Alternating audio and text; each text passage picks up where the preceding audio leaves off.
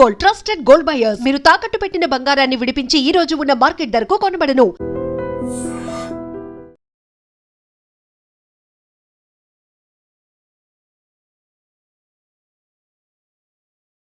నమస్తే, welcome to I dream. నేను వలి.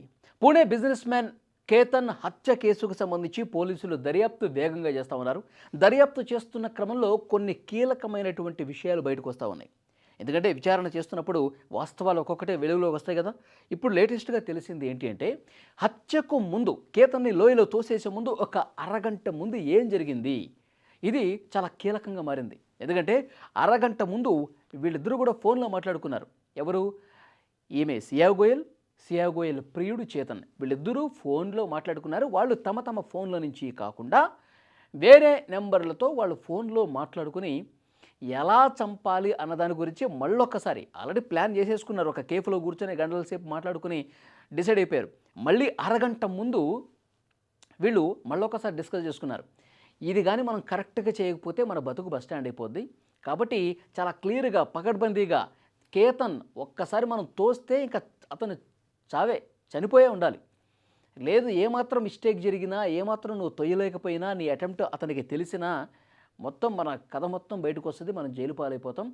అతను ఒకవేళ పడిపోయి బతికినా సరే మనకి ఇబ్బంది అవుతుంది. కాబట్టి మనం చాలా జాగ్రత్తగా ఎత్తైన ప్రాంతం ఎక్కడ ఉంది అక్కడి వరకు నువ్వు తీసుకెళ్ళాలి. ఎత్తైన ప్రాంతం దగ్గరికి తీసుకెళ్ళి ఆ లోయ దగ్గర అక్కడ అక్కడ అక్కడ ఫొటోస్ బాగా వస్తాయి, అక్కడ సీనరీ బాగుంటుంది, ఇక్కడ నిలబడితే చాలా అద్భుతంగా ఉంటుందని చెప్పి ఏదో ఒకటి నువ్వు నమ్మిస్తావో ఇంకోటి చేస్తావో చేసి అక్కడ ఆ కరెక్ట్ ఆ పాయింట్ వ్యూ పాయింట్ దగ్గరికి తీసుకెళ్ళి నిలబెట్టి అప్పుడు నాకు సంకేతం ఇవ్వు. అప్పుడు ఏమైనా సంకేతం ఇవ్వాలంటే ముందే వీళ్ళు మాట్లాడుకున్నారు. ఏం మాట్లాడుకున్నారు? అతను కరెక్ట్గా ఆ అంచు వరకు తీసుకెళ్ళిన తర్వాత నువ్వు షూ సరి చేసుకుంటున్నట్టు, లేకపోతే నేల మీద కూర్చొని వాటర్ తాగుతున్నట్టు ఇట్లా నాకు ఒక ఇండికేషన్ ఇవ్వు. అప్పుడు నేను వెంటనే వచ్చేసి మన పని మనం మొదలు పెట్టేద్దాం. ఇది వాళ్ళు అనుకున్నది. ఎందుకంటే ఇప్పుడు ఒక సిగ్నల్ తెలియాలి. ఇది కరెక్టా కాదా, ఇప్పుడు ఈ టైంలో మనం తోసేయటం కరెక్టా కాదా అన్నది అటు కొంచెం దూరంగా ఉన్నటువంటి ప్రియుడి చేతనికి తెలియాలిగా. అందుకే వాళ్ళు ఒక కొండ గుర్తు ఏం పెట్టుకున్నారు, నేను ఇట్లా వంగుని నా షూసు లేస్ కట్టుకోవటము, లేకపోతే కూర్చొని వాటర్ తాగటము ఇది చేస్తా.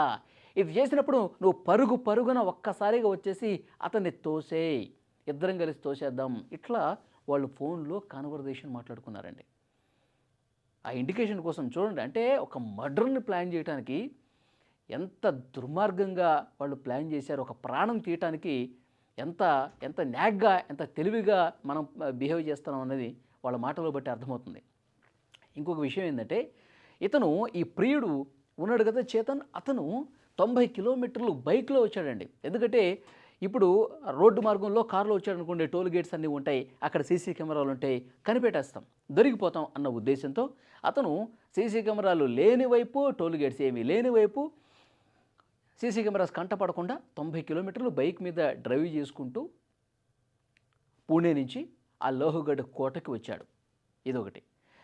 ఇంకొకటి, ఈ ఫోన్ కాల్స్ దొరకకుండా ఏం చేశారు వీళ్ళు, ఒరిజినల్గా వీళ్ళు మాట్లాడుకున్న గతంలో కొన్ని నెలల ముందు మాట్లాడుకున్నవి కూడా డిలీట్ చేసేశారు. వాట్సాప్ చాట్లు కావచ్చు, తర్వాత ఫోన్ రికార్డింగ్స్ కావచ్చు, 3 నెలల డేటా డిలీట్ చేసేశారంట. అంటే పోలీసులు మనల్ని పట్టుకోలేరులే, అతను చనిపోయిన తర్వాత ఇన్వెస్టిగేషన్లో ఏ చిన్న ఆధారం దొరకదులే, మనం బాగా తెలివైనటువంటి వాళ్ళం అని భావించి వాళ్ళ యొక్క డేటా మొత్తం డిలీట్ చేసేసారంట. ఎంత దుర్మార్గం చూడండి. డేటా డిలీట్ చేయటం, సీసీ కెమెరాలకు దొరకకుండా బైక్లో రావటం, వచ్చిన తర్వాత కేతన్ని పడేసేటప్పుడు కింద వాళ్ళు సిగ్నల్ పంపించడం. సియా గోయల్ కనీసం మనుషులకు అసలు మానవత్వం లేకుండా క్లియర్గా అర్థమవుతుంది. ఇక్కడ చంపాలన్నటువంటి ఉద్దేశంతో ఎంత దుర్మార్గానికైనా తెగబడతారు అంటానికి ఇదొక సజీవ సాక్ష్యంగా నిలిచింది. ఇప్పుడు ఇన్వెస్టిగేషన్లో ఇంకా తెలుస్తున్నటువంటి కొత్త విషయాలు అంటే తెలుసా, ₹1 కోటి తీసుకుందంటండి. ఎంగేజ్మెంట్ అయిన తర్వాత ₹1 కోటి ఈ సియా గోయల్ కేతన్ నుంచి తీసుకుని ప్రియుడి చేతన్కి ఇచ్చింది.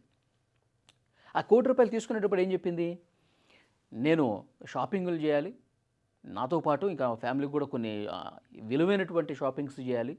ఎందుకంటే నవంబర్లో మ్యారేజ్ ఉంది కాబట్టి, చాలా దగ్గరగా ఉంది కాబట్టి మనం చాలా రిచ్గా చేసుకోవాలి. పెళ్ళి అనేది జీవితంలో ఒకేసారి ఒక మధురమైనటువంటి జ్ఞాపకం కాబట్టి మనం కొంచెం అద్భుతంగా ప్లాన్ చేసుకోవాలని చెప్పి ఆ ప్లాన్ గురించి ఆ మొత్తం చెప్తే, సరే నీ ఇష్టం, నువ్వంటే నాకు చాలా ఇష్టం, నువ్వంటే నాకు చాలా ప్రాణం, ₹1 కోటి అంటే 2 కోట్లైనా ఇస్తా, ఇప్పుడు ఎంత కావాలి చెప్పు, ₹1,00,00,000 కదా ఇచ్చేస్తున్నా అని చెప్పి ₹1,00,00,000 ఇచ్చేసాడు. ఆ ₹1,00,00,000 తీసుకుని వీడేదో బిజినెస్ చేస్తున్నాడంట లవర్, వాడి ప్రియుడు. ఆ బిజినెస్ కోసం సపోర్ట్ కోసం ఈ ₹1,00,00,000 ఈమె షాపింగ్ చేయలేదు, దాన్ని బొంద చేయాల, తీసుకెళ్ళి ప్రియుడికి ఇచ్చేసింది. వాడు ఖర్చులేవో వాడు చేసుకున్నాడు. ₹1,00,00,000 అండి, అడగగానే ₹1,00,00,000 ఇచ్చాడు. ఇప్పటికే చాలామందికి తెలుసు 17 కోట్ల రూపాయలతో అక్కడ ఉదయపూర్ ప్యాలెస్ దగ్గర వీళ్ళ పెళ్లికి సంబంధించి 17 కోట్లతో ఒక పెద్ద రాజభవనం లాంటిది బుక్ చేశారు పెళ్లి కోసం.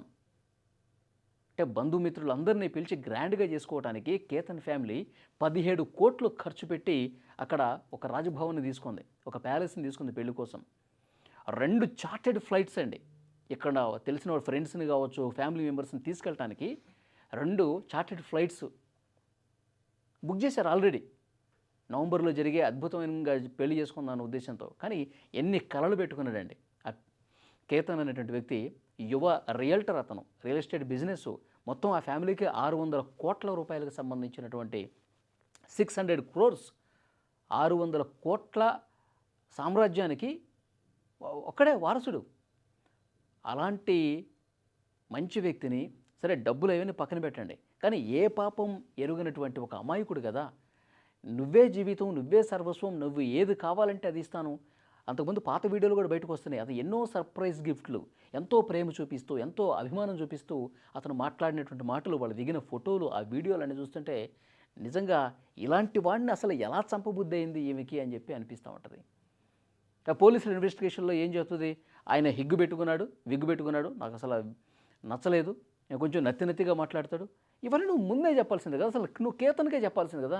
ఈ పెళ్లి నాకు ఇష్టం లేదు, నేను పెళ్లి చేసుకోను, నాకు ఆల్రెడీ బాయ్ ఫ్రెండ్ ఉన్నాడని మీ ఇంట్లో చెప్పడానికి నువ్వు భయం అయితే, మీ ఇంట్లో వాళ్ళు ఎక్కడ నేను తిడతారు కొడతారనే ఆ భయం నీలో ఉంటే కేతన్కే చెప్పేయాల్సింది నాకు ఈ పెళ్లి ఇష్టం లేదని. నాకు ఇంట్లో చెప్పడం కంటే కేతన్ని చంపేయటమే చాలా ఈజీ అనిపించిందని పోలీసుల ముందు చెప్తుంది. ఎంత దుర్మార్గురాలండి. సో కాబట్టి పోలీసులు చాలా సీరియస్గా ఇన్వెస్టిగేట్ చేస్తూ ఉన్నారు, అన్ని కోణాల్లో దర్యాప్తు చేస్తూ ఉన్నారు. ఈ చేతన్ అనేవాడిని అలాగే ఈ సియా గోయల్ని జీవితాంతం జైల్లో మగ్గాలి. ఎందుకంటే ఒక కుటుంబాన్ని పూర్తిగా శోకంలో ముంచేశారు. ఆ తల్లిదండ్రులు నిజంగా ఎంత బాధపడుతున్నారు, ఎంత ఏడుస్తూ ఉన్నారు. ప్రాణం పోతే తిరిగి వస్తుందా? ఈజీగా ఏదో ఒక బిస్కెట్ ప్యాకెట్ చాక్లెట్ను అట్లా ఇసిరేసినట్టుగా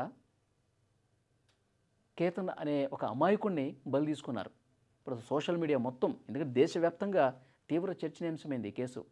సో సియా గోయల్ లాంటి ఆడవాళ్ళ మానసిక పరిస్థితి ఏంటి, వాళ్ళు ఎందుకు ఇట్లా తయారవుతున్నారు, కుటుంబాలు ఎందుకు ఈ విధంగా ఉన్నాయి, మనుషుల్ని చంపే వరకు ఎందుకు వెళ్తూ ఉన్నారు, మళ్ళీ ఇలాంటి ఘటనలు జరగకుండా ఉండాలంటే ఏం చేయాలి, దీని మీద వర్కౌట్ చేయాల్సినటువంటి అవసరం ఉంది.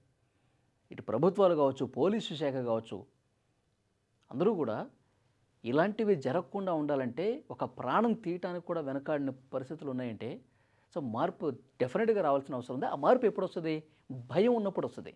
సో ఇలాంటి వాళ్ళని వీళ్ళు ముసలి వాళ్ళు అయ్యే వరకు జైల్లో ఉంటే అప్పుడు తెలుస్తుంది, అప్పుడు భయం అనేది ఏంటో తెలుస్తుంది. సో డెఫినెట్గా చాలా కఠినంగా వీళ్ళని శిక్షించాల్సినటువంటి అవసరం ఉందని చెప్పి సోషల్ మీడియా వేదికగా ఈ ఘటన గురించి తెలిసిన ప్రతి ఒక్కరూ కామెంట్లు చేస్తూ ఉన్నారు. ఈ వీడియో మీద మీ అభిప్రాయాన్ని కూడా కామెంట్ రూపంలో తెలియజేయండి.